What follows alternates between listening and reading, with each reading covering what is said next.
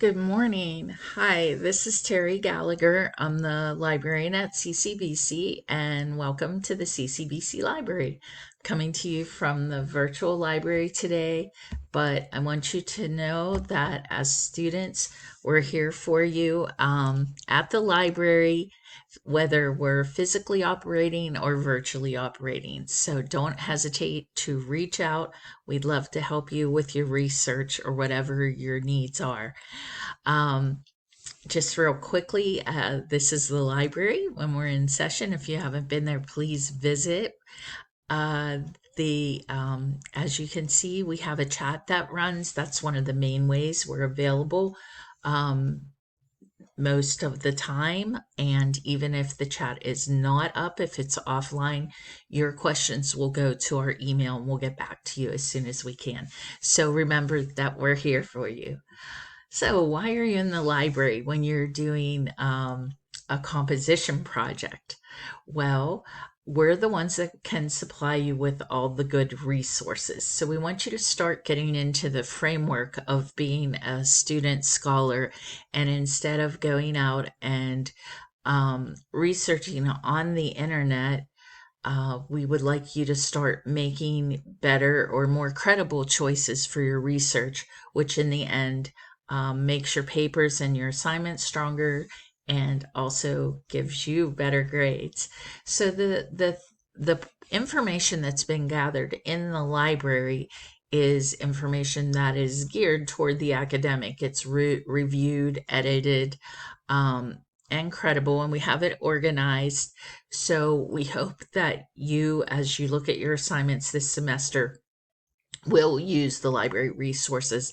And our virtual resources are available 24/7, our databases.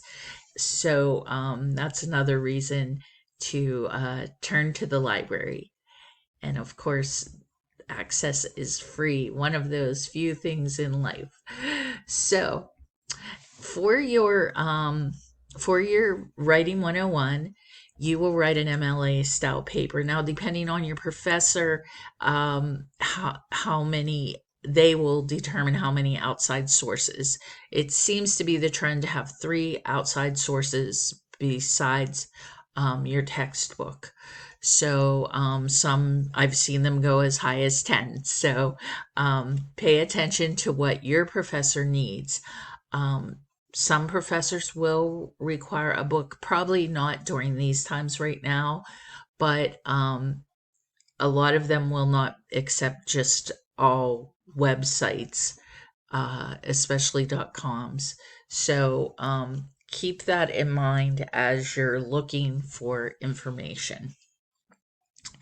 The one thing that I want to stress before we get started in actually looking for resources is that all resources are not created equal. There's definitely a pyramid of credibility. So you want to start choosing resources that are put out by academic sources or government sources that have the better information. And especially, we'll talk a little bit about peer reviewed here now. So when you look and you're gathering information, there are two ways. Well, actually, there's three. There are popular resources and there are scholarly resources. Now, the scholarly resources have more weight. So as you start to look for your references and compose the bibliography of what your argument or your paper is going to be based on, please realize that there are these various levels. And as you see for popular, you're going to see a lot of the publications that we all use, the New York Times, National Geographic. These are all acceptable for this class. Now you're going to have to be careful with some websites, and we'll talk about that in a little bit. But these are acceptable as you're looking for information for your paper. What is better, however, are scholarly resources. These are from journals and written by experts in the field. And not only written by experts, they're peer reviewed, which means that after the information or the study is presented, before it is even published, a panel of experts review every word, every chart. What does that mean to you? It means if you use scholarly information to buoy your argument or to um, expand on whatever your paper is about, you have more power with your words and you have more credibility. So that's what I'm trying to lead you toward doing, and you can find those things in the library. And there's some quick clues to looking at popular versus scholarly items. When you read something from a popular source like the New York Times or even Science News, you see that most articles are written by single authors. They're brief, there's no citations. This is a real clue to you won't see a reference list in a popular item. Um, or a popular resource, I should say. And there's advertisements. It's glossy, it's pretty. I love to read popular resources, and it's published regularly. The target is just anybody, it's geared toward a wide audience. Now, when you're looking at the scholarly resources or peer-reviewed resources, for one thing, when you look, they're not very pretty. They're long articles, and usually they're written by multiple people.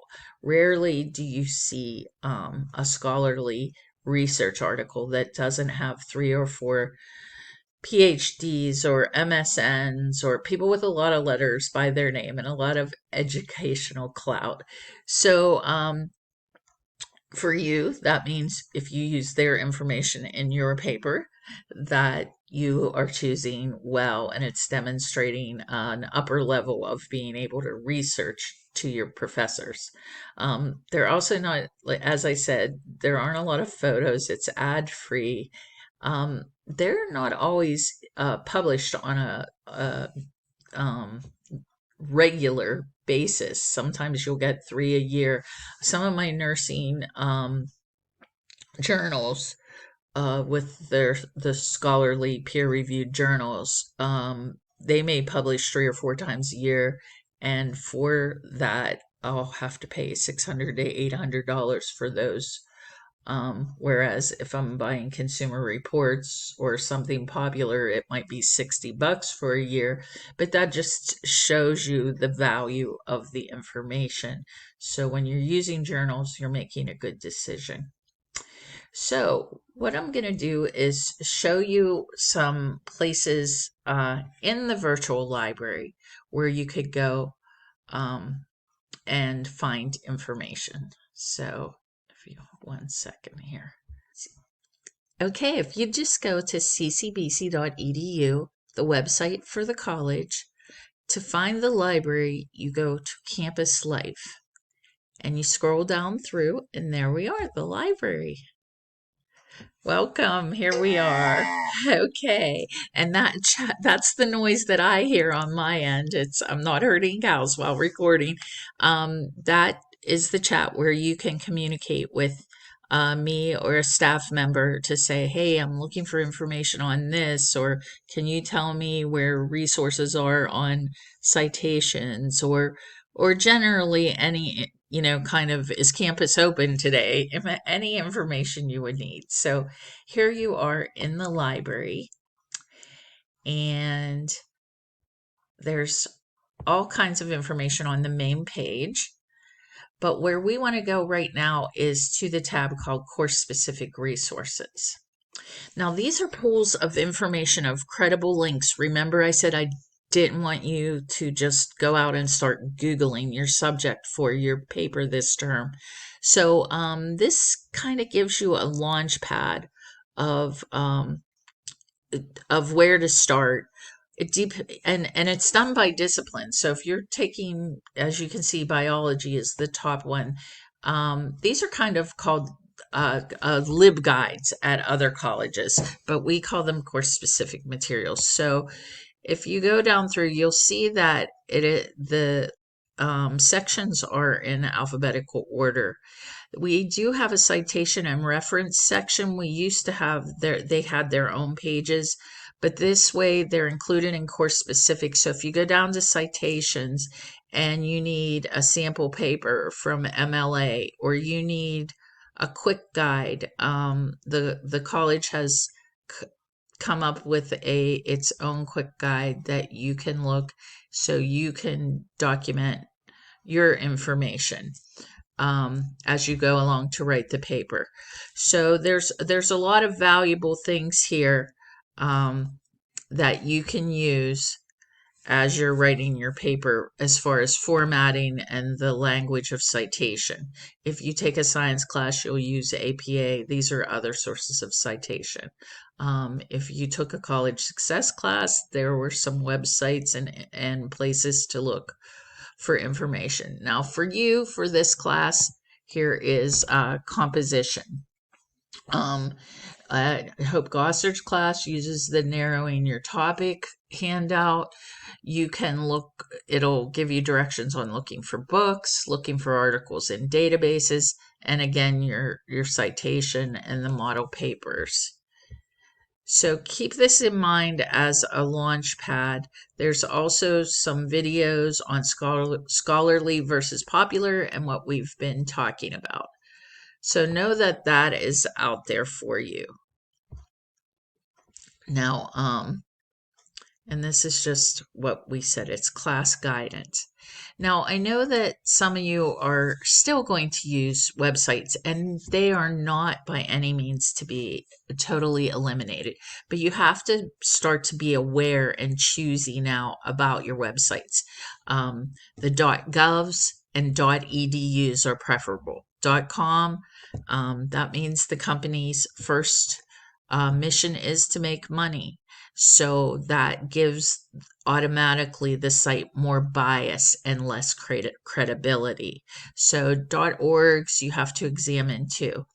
So actually, beneath the posting of this video, I'm going to post a web evaluation video from Hartness Library that's on YouTube, and I really hope that you'll watch it, because it'll talk about scholarly versus popular and making choices in your research now. If you have any questions, you please send them to terry.gallagher@ccbc.edu, or chat or call me, or when we're operating, just drop by.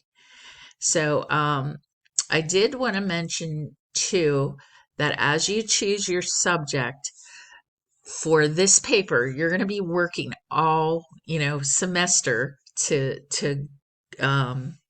go toward this presentation. Make sure that you're choosing a topic that you're passionate about. If you choose something you're not interested in, it does become a chore. So, and look at it, your research, as part of that, scavenger hunt or mystery to be solved.